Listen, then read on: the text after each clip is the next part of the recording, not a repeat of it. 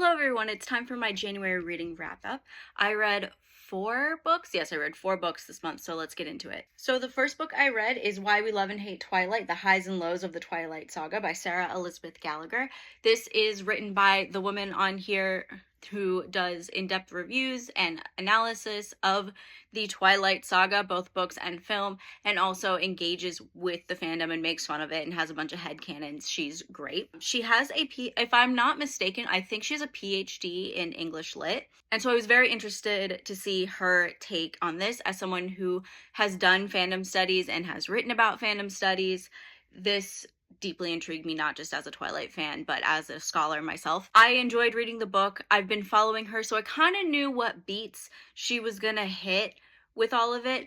I personally would have loved to have seen a little bit less character analysis and more fandom analysis, particularly when she talks about the fact that a lot of older women, like mothers, were very, very into this. And I think that speaks more so to the fact that this was Stephenie Meyer, like Twilight itself was Stephenie Meyer's escapist fantasy, and how Bella is so deeply afraid of aging and how those two things intersect. Being a middle-aged older mom with the thought of being 17 again and not having to age and fall in love with this man who's obsessed with you. I think that there's something to be said, and maybe that's my job to go in and talk about as a scholar. That's for another time, and that's a lot of work, but just, constantly thinking. The next book I read was Wuthering Heights. So I had skimmed this book before because I had to write a paper about British cinema and the British literature classic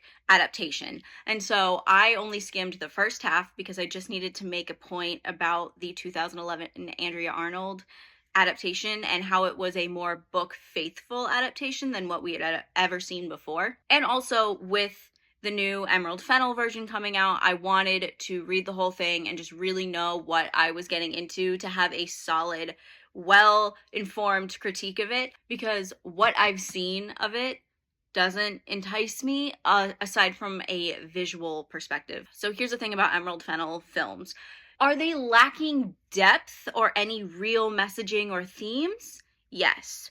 Are they visually stunning fever dreams that you don't often see in Hollywood cinema? Also, yes. So I wanted to know where they intersect, because I don't have a problem with her visual style or the fact that she likes to shock people with the films that she makes. However, I think that she has a tendency to shock just for shock, and she doesn't do it with any oomph behind it. And especially with the casting of Jacob Elordi, which I've already spoken about in depth in another video about why I'm not crazy about it. We'll wait until the movie comes out to give a final full review. And then, as a little palate cleanser from the heaviness of Wuthering Heights, I read Nightwing in the Time of Titans. This is volume 5 in the Tom Taylor series. It wasn't my favorite. It was really just fun.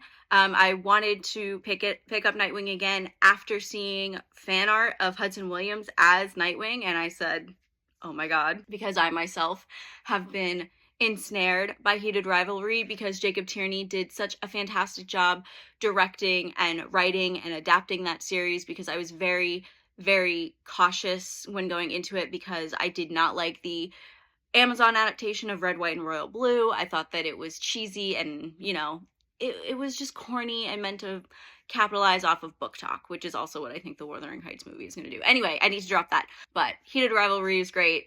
That edition of Nightwing, not so great. And then the last book I actually finished this month is Mad Honey by Jodi Picoult and Jennifer Finley Boylan.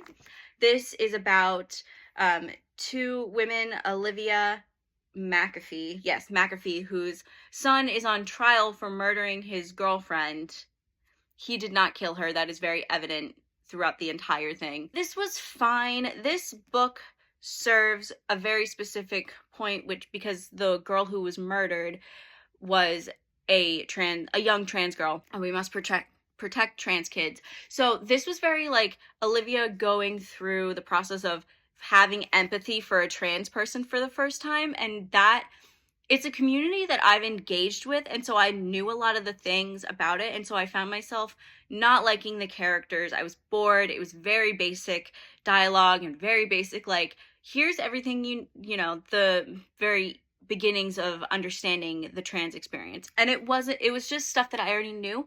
So I would recommend this to someone who is wanting to maybe understand that kind of that person just a little bit more, and it serves a very specific thing, but I just didn't enjoy it. But also, it takes place in New England, and as a New England girly, I have this pet peeve where if you don't understand New England culture, don't fucking write about it, because nothing pissed me off. The girl Lily, she's moves from Seattle to New Hampshire, and she's talking about water fountains. They call it something different in Seattle. She goes, or a water fountain, as they call it on the East Coast, and I'm over here like a New Englander being like, we call it a fucking bubbler, you idiot.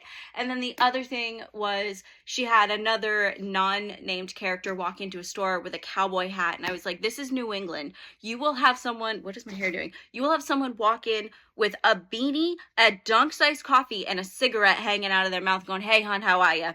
That is, like, cowboy hat does not happen. But also, they're in the car in April, and they go, it was a lush green April day. No, the fuck it wasn't. The ground is still frozen. So it's a nitpicky thing, but I've had many a critique about books written in New England before. I hate them. Like, if you don't live there, don't fucking do it.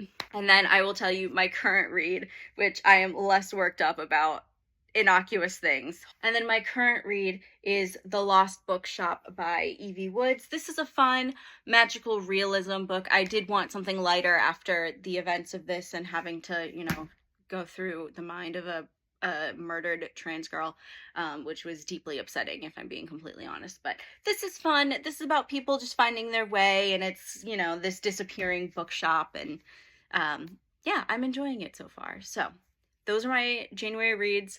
I hope you guys had a great January. It's actually flurrying right now in Georgia, so we have some snow. I love it. And yeah, I will see you guys next time. Bye.